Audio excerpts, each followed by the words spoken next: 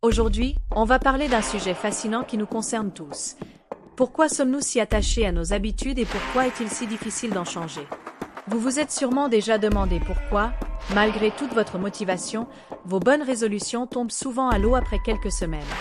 Ne vous inquiétez pas, vous n'êtes pas seul dans ce cas, et il y a une explication scientifique à tout ça. Notre cerveau est une véritable machine à habitudes.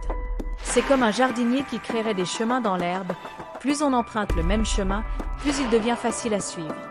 Les neuroscientifiques appellent ça des circuits neuronaux. Et devinez quoi? Ces circuits adorent la routine. Prenons un exemple simple, votre trajet quotidien pour aller au travail. Vous le faites tellement automatiquement que parfois, vous arrivez à destination sans même vous souvenir du parcours. C'est votre cerveau qui est en pilote automatique, et c'est super pratique.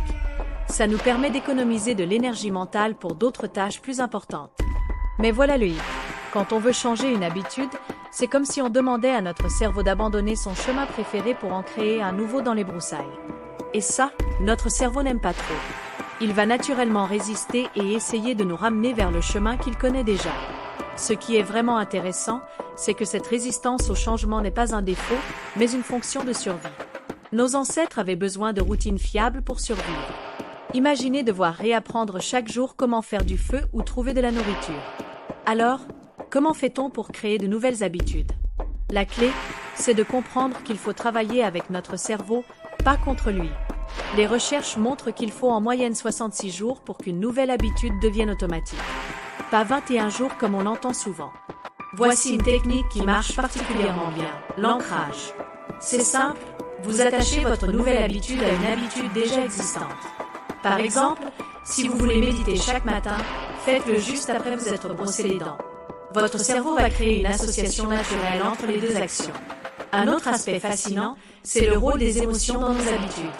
Notre cerveau associe chaque habitude à une récompense émotionnelle. C'est pour ça qu'on peut se retrouver à manger du chocolat quand on est stressé. Notre cerveau sait que ça nous fait du bien à court terme. Mais attention, je ne suis pas en train de dire que c'est impossible de changer. Au contraire, une fois qu'on comprend comment notre cerveau fonctionne, on peut utiliser ces mécanismes à notre avantage. C'est comme avoir le mode d'emploi de notre propre système d'exploitation mentale. La clé du succès? Les petits pas. Au lieu de vouloir tout révolutionner d'un coup, commencez par des changements minuscules mais constants. Vous voulez faire plus de sport? Commencez par 2 minutes de stretching par jour. Ça paraît ridicule, mais c'est exactement ce dont votre cerveau a besoin pour s'adapter en douceur. Et n'oubliez pas le pouvoir de l'environnement. Si vous voulez manger plus sainement, commencez par réorganiser votre cuisine. Mettez les fruits bien en vue et les snacks au fond du placard. Notre cerveau est paresseux par nature, il choisira toujours l'option la plus accessible. Ce qui est génial avec cette compréhension des habitudes, c'est qu'elle s'applique à tous les domaines de notre vie, travail, relations, santé, apprentissage. Une fois qu'on maîtrise ces principes, on peut littéralement reprogrammer notre vie petit à petit. Et vous savez quoi? La science nous montre que les gens qui réussissent le mieux à changer leurs habitudes ne sont pas ceux qui ont le plus de volonté, mais ceux qui comprennent le mieux comment fonctionne leur cerveau et qui l'utilisent à leur avantage. Alors, la prochaine fois que vous voulez changer une habitude, rappelez-vous, votre cerveau n'est pas votre ennemi, c'est votre allié. Il suffit de savoir comment travailler avec lui plutôt que contre lui.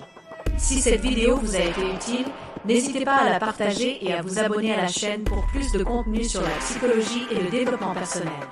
Laissez-moi un commentaire pour me dire quelle habitude vous aimeriez changer et on pourra en discuter ensemble. Merci d'avoir regardé jusqu'au bout et à très bientôt pour une nouvelle vidéo.